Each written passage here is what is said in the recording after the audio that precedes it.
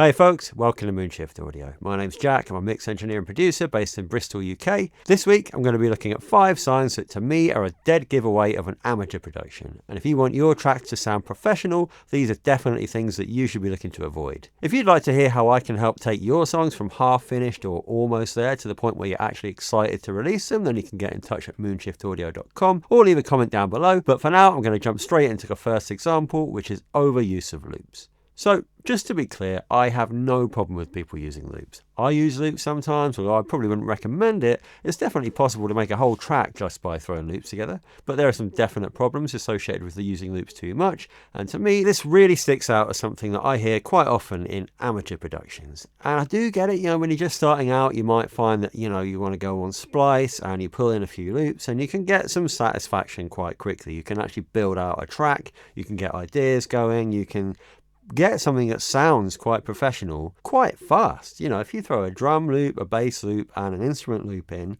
you could create something that you could quite easily sing over in basically 10 minutes, and that's fine. That's a fair process to go through. But what you tend to end up with is this situation where you've got this kind of like bass loop and maybe a guitar or a keys or a synth line, and they just go round and round and round, and it's fine for a little while. But what you quickly notice is that there's no dynamic, there's no movement, there's no interest, the notes are exactly the same, the expression is exactly the same, the time is exactly the same, and it just gets boring real quickly. As a listener, you might start to notice that you're just not engaged with the track anymore. If you record a really, really amazing, exciting vocal line with loads of different harmonies and layers and vocal chops and effects and stuff that's coming in and out, then you can get away with quite a simple production. But if I was going to build a track out of just loops, I would definitely look for a pack of loops where you get variations on each loop. So it's quite common to find, here's a bass line and it'll come with like 3 versions of it. So you might loop like version A, then version B, then version A again, then version C. And that way you've got a much more interesting, dynamic, changing backing track to sing over. With drums, you can get around this in other ways. For example, I really like just layering different loops. So, okay, you might have a pretty simple drum loop going around for the verse, but if you're getting into the chorus, add a percussion loop, add an extra layer of hi-hat, add a shaker, add another layer to your snare.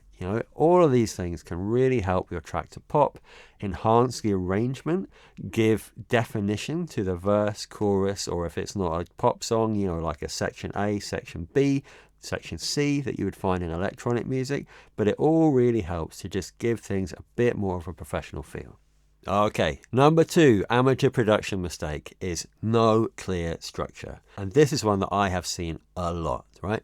Tracks need a well-defined structure to help the listener to know what to expect. And this isn't just with like a pop song, this is with any kind of electronic dance music, folk music. Only really, really experimental music tends to be kind of structureless or without a well-defined structure. And even within things like ambient and quite experimental stuff, there's usually something to grab onto as like, oh, okay, I know where we are. And most importantly, structure is something that's kind of built into the language of music. Even the most casual listener will have a sense that a song is going to have a chorus and it's going to have a verse and it's going to have a breakdown.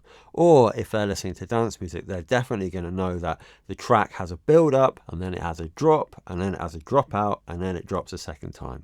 These are just basic things that every listener is going to expect, and perhaps less intuitively understood by most listeners, but it's a really important part, is that these different sections of a song or a dance track have quite closely defined lengths. They're going to roll in 16 or 32 bar sections, and by keeping those the same, you can actually give your listener a clue of what is going to happen, and that really helps to build up a sense of tension and release.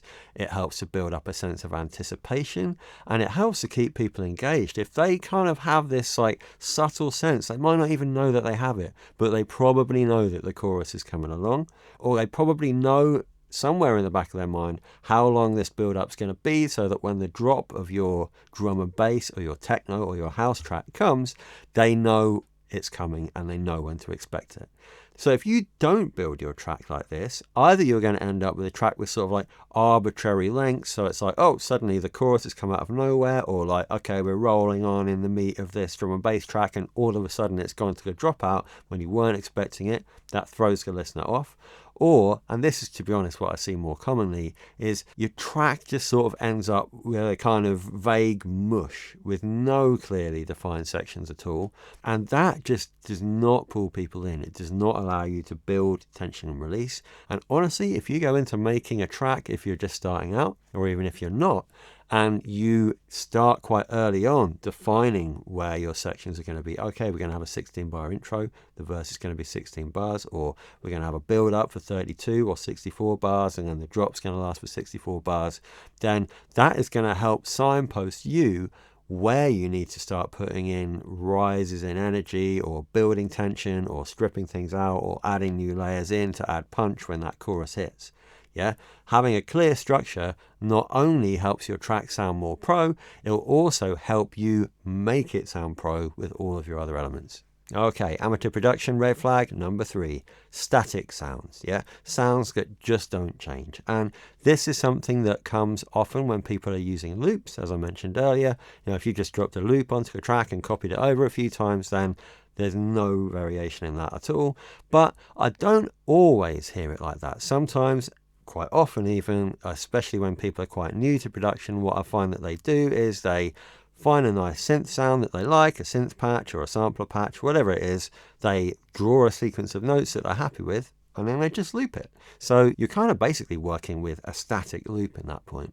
The good news is that if you are actually using an instrument rather than just an audio loop, then there are loads and loads of ways that you can vary that. You could build the velocity towards the end of a verse, or pull it down to suck some energy out of the track. You could automate the filter on a sampler or on a synthesizer to kind of slowly open up on the bass or any other sound, or on a pad, just to kind of like build a rise in energy that's going to signal to the listener that we're kind of like coming up into a chorus or out of a breakdown. This ties in really nicely to my previous point about structure and having a clear structure. So yeah, absolutely. Having lots of different parameters on your synth or your sampler to play with really allows you to kind of vary sounds, add some interest, but you can still do this with loops. If you've got a loop on your track, you can put a filter plugin on it and then automate that filter to open up the cutoff so that it still has a build.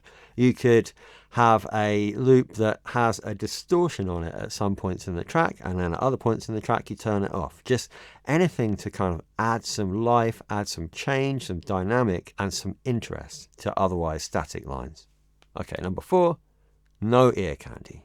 And this is something, again, that I hear all the time, is you've got a track and maybe, you know, some of the other elements that I've talked about are in place. You've got a well-defined structure. You've got a few changes going on here and there in the sounds. It's kind of rolling.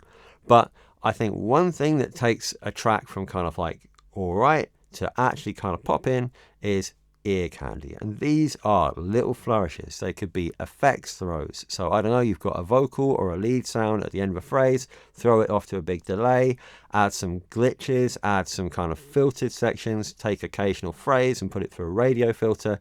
Loads of stuff you can do with that. You can also put in little synth flourishes. Like, I love it when you hear a track where, I don't know, in the background of the chorus or in the background of one of the verses, there's this little synth sound or a little kind of sampler or a little kind of flourish that just pops up and then you never hear it again. To me, that is an absolute giveaway that whoever produced that track has really put a lot of time in, and they've crafted a sound, or they've searched for a sample and they've put that time in, and then they've gone, do you know what? That's only going to happen once, and it's only going to be in the background. And what that really lends to a production is repeat listenability. Yeah, if there's all these nice little touches, nice little changes in the effects processing, little flourishes here and there that only pop up once or twice throughout the track, then as a listener, I'm going to come back, and that's going to make it much more enjoyable to hear it a second time around.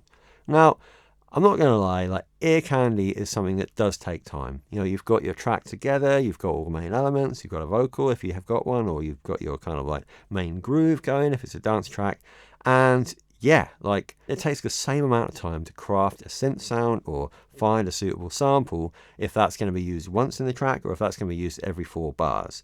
So there is a time and energy investment in ear candy, but it could be as simple as putting a riser or an uplifter at the end of an intro or at the end of a verse going into the chorus or in the build up, and then just putting an impact or a downlifter when a new section comes in, like when a track drops or when the chorus kicks in. And it's amazing how many tracks I hear from people where they don't have any of this stuff, and it all just really helps to add to the energy and general kind of professional polish if you put this stuff in. All right, number 5, and this is the last one we're going to look at today, is an overcrowded or an empty production. And I see both of these quite often, and they're kind of the exact opposite of each other. So at one end of the spectrum, and this is probably the one that I hear the most, is people who have got a production that just doesn't have enough in it.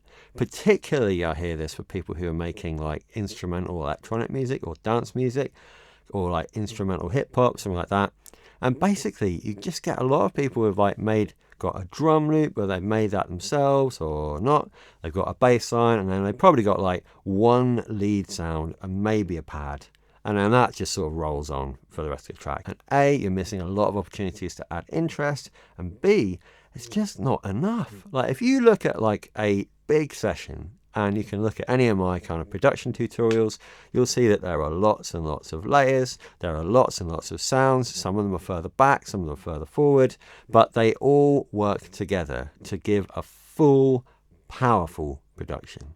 Yeah, you're going to need pads. You're probably going to need an atmosphere behind those pads. And then you're going to need more than one lead line, or at least a lead line with different elements. And then behind your drums, you're going to want percussion layers. You're going to want additional bits of ear candy. All of this stuff really, really helps to give your track what it needs to actually stand out and to compete with well-produced music.